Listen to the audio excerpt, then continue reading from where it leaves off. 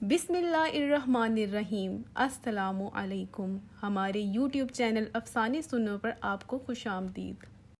میرے حقیقی والد کی وفات کے بعد نانا نے میری ماں کا عقد ثانی جس شخص سے کیا وہ ایک لالچی اور بے ضمیر شخص تھا۔ نانا جان کی زندگی تک اس کا سلوک ہم سب سے ٹھیک رہا، لیکن ان کے مرتے ہی اس آدمی نے جس کا نام مجیب خان تھا اپنی فطرت دکھانی شروع کر دی۔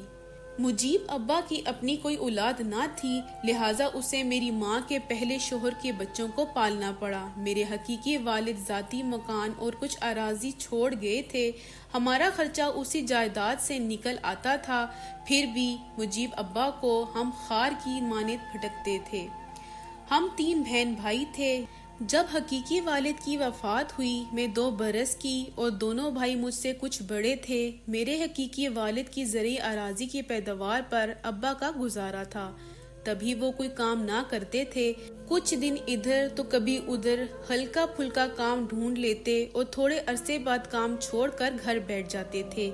ان کے دوست بھی اچھی صحبت کے نہ تھے۔ ابا کو بھی انہوں نے چرس کی لت لگا دی تھی، لیکن اب کیا ہو سکتا تھا۔ میری ماں ایک شریف عورت تھی، ہر حال میں ان کو گزارا کرنا ہی تھا۔ میرے بھائیوں کو ماں نے اسکول میں داخل کرا دیا کہ بڑے ہو کر انہوں نے ہی گھر کا بوجھ اٹھانا تھا، لیکن ابا نے مجھے اسکول نہ جانے دیا۔ ماں سے کہتے کہ لڑکی کو پڑھا کر کیا کرنا ہے، اس کو گھرداری اور سلیقہ سکھاؤ، یہی عورت کی کامیاب زندگی کی ضمانت ہے کہ وہ سلیقہ شعار اور فرمانبردار ہو۔ بھائی چھوٹے تھے، میری حمایت میں نہیں بول سکتے تھے، یوں میں اسکول جانے سے رہ گئی۔ جن دنوں میں 5 سال کی تھی انہوں نے میری قسمت کا فیصلہ کر دیا۔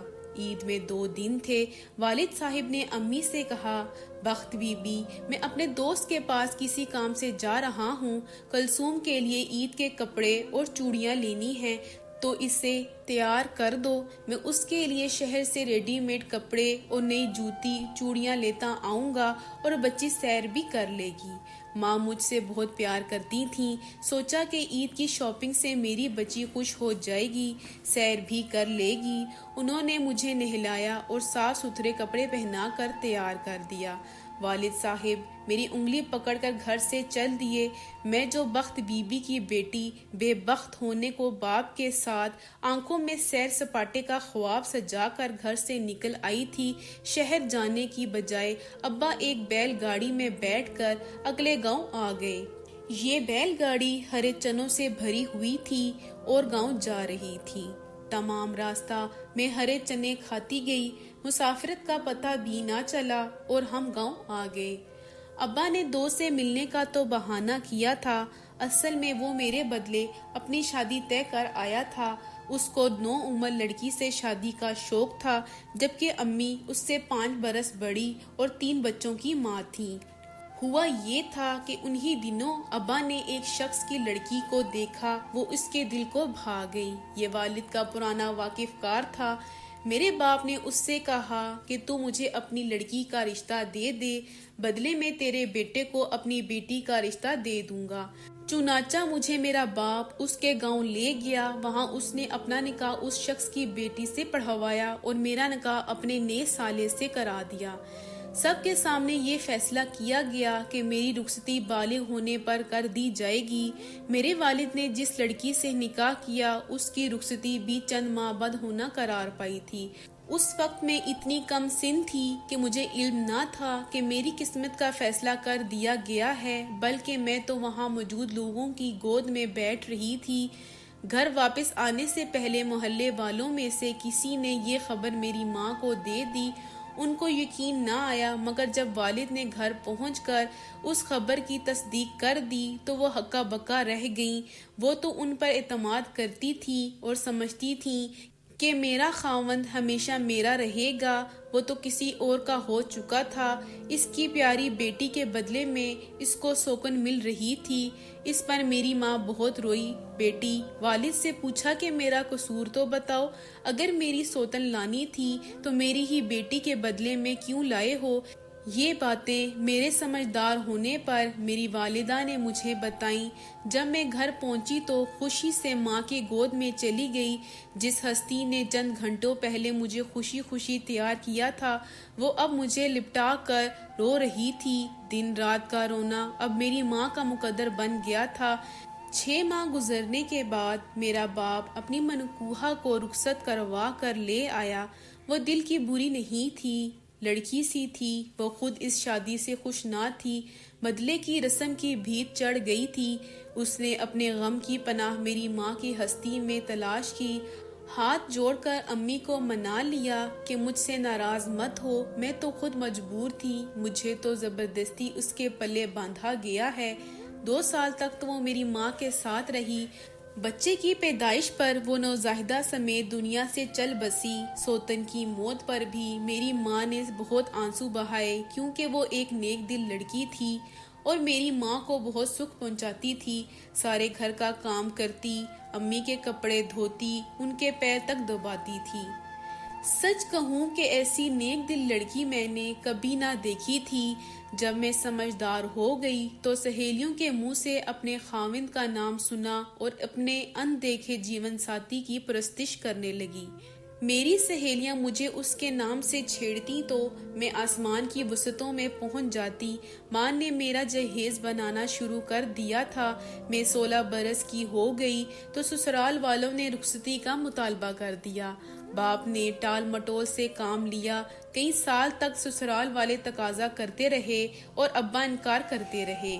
آخر وہ لوگ تنگ آ گئے، کہا کہ تم اپنی بیٹی کو رخصت کیوں نہیں کرتے، جب کہ وہ اب بڑی ہو گئی ہے۔ میں اپنی بیٹی کو رخصت نہیں کروں گا، وہ ابھی چھوٹی ہے، جب میری مرضی ہوگی تب رخصتی دوں گا۔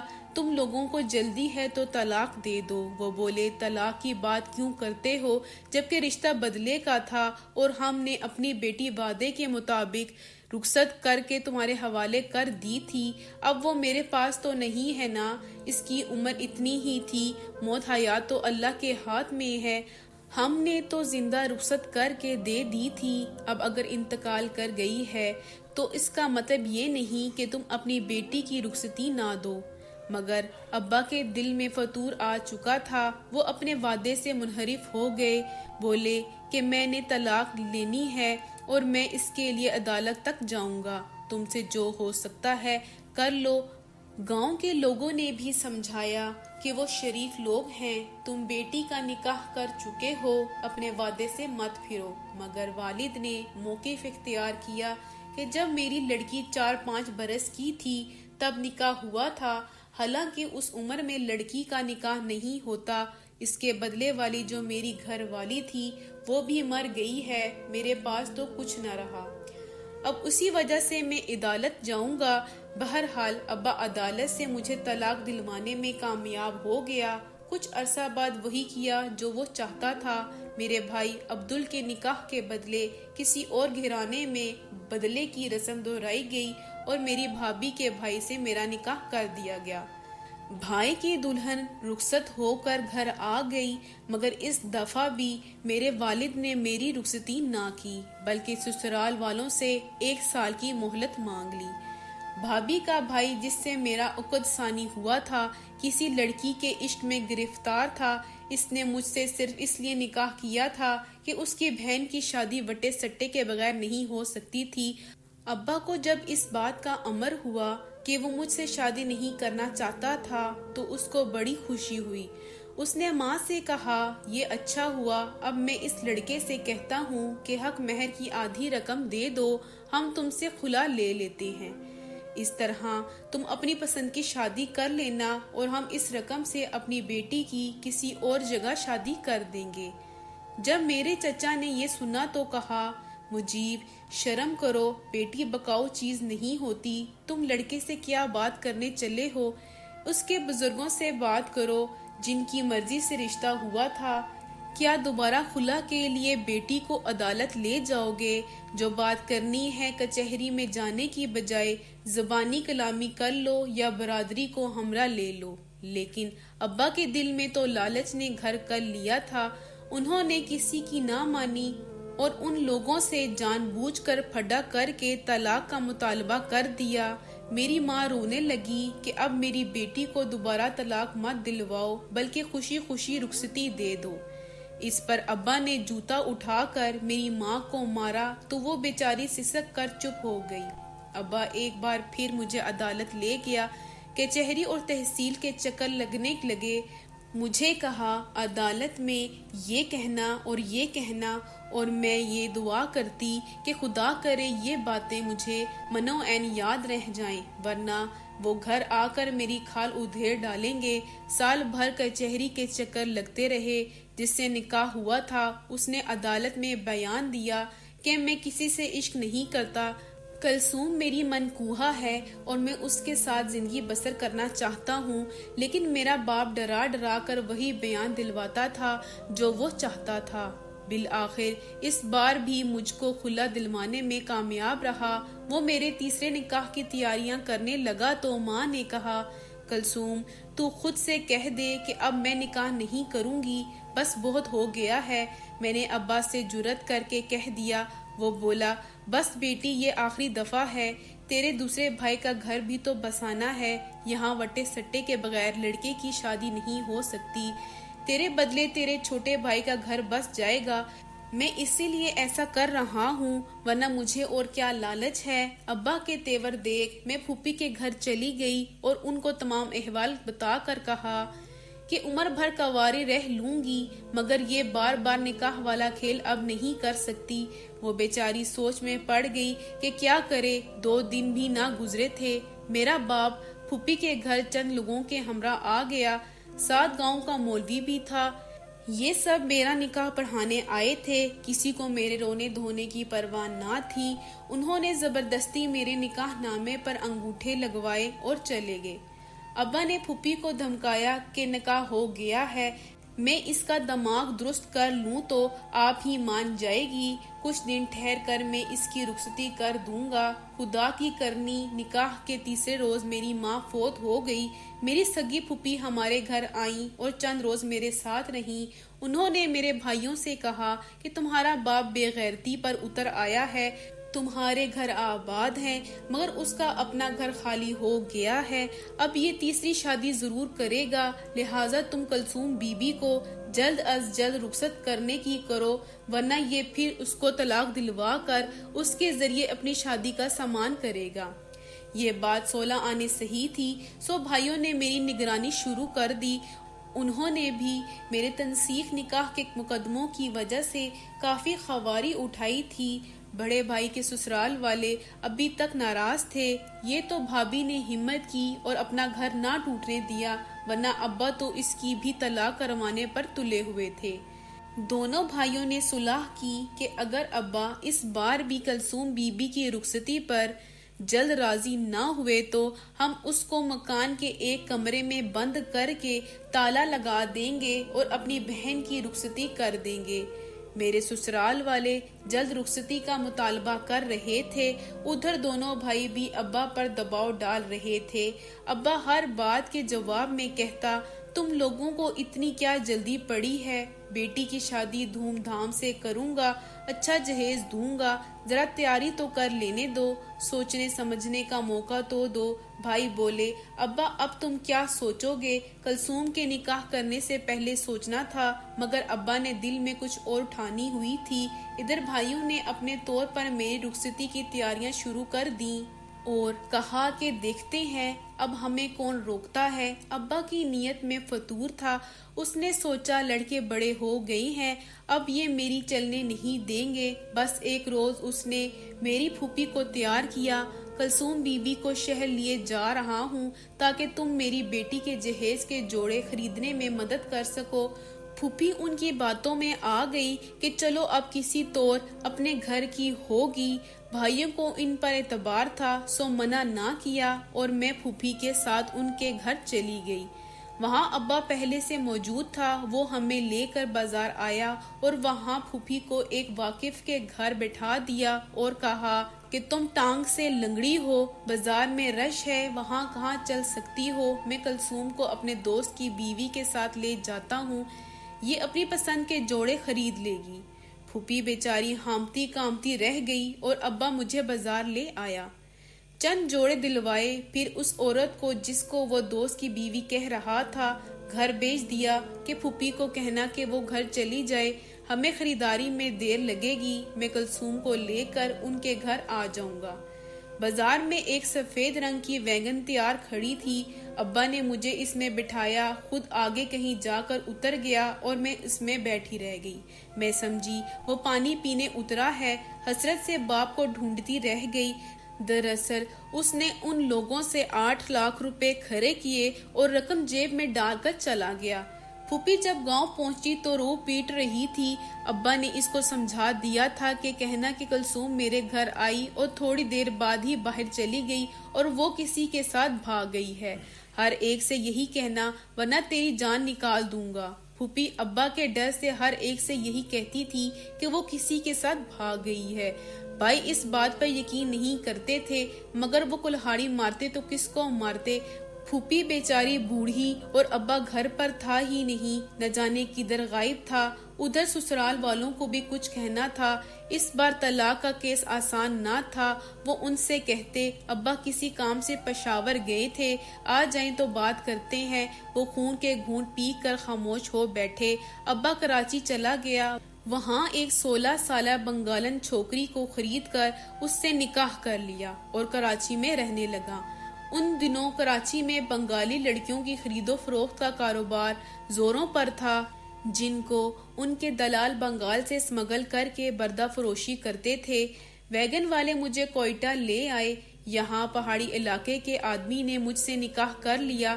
میں نے بہت کہا کہ میرا نکاح ہو چکا ہے اور نکاح پر نکاح جائز نہیں، لیکن ان لوگوں کو میری کوئی بات سمجھ میں نہ آئی۔ انہوں نے مجھے خریدا تھا، سو میں ان کی باندھی تھی۔ ادھر میرے باپ نے میرے نئے سسرال والوں کے ساتھ مل کر تھانے جا کر اپنے کچھ مخالفوں کے نام پر اغوا کا پرچہ درج کروا دیا۔ ادھر میں پہاڑوں میں 6 سال قید رہی۔ ان دنوں کا کیا حال لکھوں کہ زمین کانپ اٹھے، کیسے کیسے عذاب وہاں نہ تھے۔ ہم بے شک امیر نہ تھے، مگر تھوڑی سی زرعی اراضی سے اتنا اناج اور روپیہ آ جاتا کہ پیٹ بھر کر سکون کی روٹی کھا کر سو جاتے تھے۔ مگر یہاں تو جوار کی سوکھی روٹی کے سوا کچھ نہ تھا۔ بے آب و گیاہ، گالے دیو جیسے پہاڑ، ان پہاڑوں میں ایسے لوگ رہتے تھے جو برسوں نہیں نہاتے تھے، 6 ماہ میں ایک بار نہا لیتے۔ ان کے جسموں سے ایسی بو آتی تھی کہ مجھے باقی آ جاتی تھی۔ رفتہ رفتہ میں اس کی عادی ہو گئی، کیونکہ میرے سے بھی اب ویسی ہی بو آتی تھی۔ میں بھی مہینوں نہانے کو ترستی تھی۔ روکھی سوکھی روٹی، پیاز اور بھیڑ کے دودھ کی لسی سے نوالے نگلتے، میرے حلق میں چھالے پڑ جاتے تھے۔ یہاں کوئی عورت بیمار ہو جاتی تو وہ مر جاتی، مگر اسے علاج کو نہ لے جاتے تھے۔ یہاں کی زندگی کتنی کٹھن تھی۔ میں نے سوچ لیا واپس جانے کی امید بیکار ہے، اب یہیں جینا اور مرنا ہے۔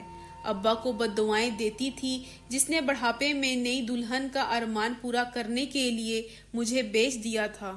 خدا چاہتا ہے کہ انسان اس کی رحمتوں سے مایوس نہ ہو۔ 6 سال بعد جب میں بالکل مایوس ہو چکی تھی، ایک بار مجھے پہاڑ سے شہر کے ہسپتال جانے کا موقع ملا، جہاں میرے شوہر کی بیمار ماں کو ہسپتال میں داخل کرایا گیا تھا۔ اس کے گردے کا آپریشن ہونا تھا۔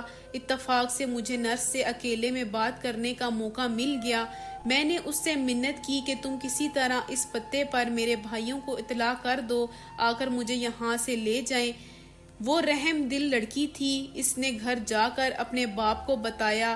اس کا باپ اسی وقت میرے بھائیوں کے پاس چلا گیا اور میرا پیغام ان کو دیا۔ وہ اس کے ساتھ شہر آئے اور فوراً ڈی سی صاحب سے ملے۔ وہ میرا نکاح نامہ بھی ساتھ لے آئے تھے۔ اس طرح انہوں نے مجھے برآمد کرا کر میرے بھائیوں کے حوالے کیا اور مجھے ظالموں کے چنگل سے رہائی دلائی۔ ابا کا پتہ چلا کہ وہ کراچی میں ایک ٹریفک حادثے میں انتقال کر چکے ہیں۔ اب کون ان کا بال بیکا کر سکتا تھا؟ یہ ایک معجزہ ہی تھا کہ میں دوبارہ اپنے گھر واپس آ گئی۔ جب میں گھر پہنچی، میری حالت بری تھی۔ عورتیں مجھے دیکھنے آئی تھیں اور افسوس کرتی تھیں۔ ان سے بھائیوں نے یہی کہا تھا کہ یہ شہر میں بازار کی بھیڑ میں گم ہو گئی تھی اور والد سے بچھڑ کر رستہ بھول گئی تھی۔ جن لوگوں سے رستہ پوچھا وہ اسے اٹھا کر لے گئے، یہ ان کے چنگل میں تھی۔ فرق یہ تھا کہ انہوں نے اسے جبری مشقت نہیں لی بلکہ خادمہ بنا کر رکھا۔ یہ معاملہ میرے بھائیوں نے میرے سسرال والوں میں جا کر بتایا۔ وہ لوگ مجھے دیکھنے آئے اور میری حالت دیکھ کر یقین آ گیا۔ انہوں نے ہم کو معاف کر دیا۔ طلاق تو وہ دے ہی چکے تھے اور جس سے نکاح ہوا تھا اس نے شادی بھی کر لی تھی۔ اس کے بعد میں بھائی بھابھیوں کے ساتھ رہنے لگی۔ بھتیجے بھتیجیاں مجھ سے پیار کرنے لگے۔ مجھ کو ایک نئی زندگی مل گئی۔ سچ شکر کہ میں ان رشتوں کے درمیان اپنوں میں ہوں، ان کی موجودگی میں خود کو تہی دامن نہیں سمجھتی۔ اگر آپ کو آج کی کہانی پسند آئی ہے تو ویڈیو کو ضرور لائک کیجئے گا اور اپنے دوستوں کے ساتھ بھی شیئر کیجئے گا، اور ہاں، مزید ایسی ویڈیوز کے لیے میرے چینل کو سبسکرائب کریں۔ اگلی ویڈیو تک کے لیے مجھے اجازت دیں۔ اللہ حافظ۔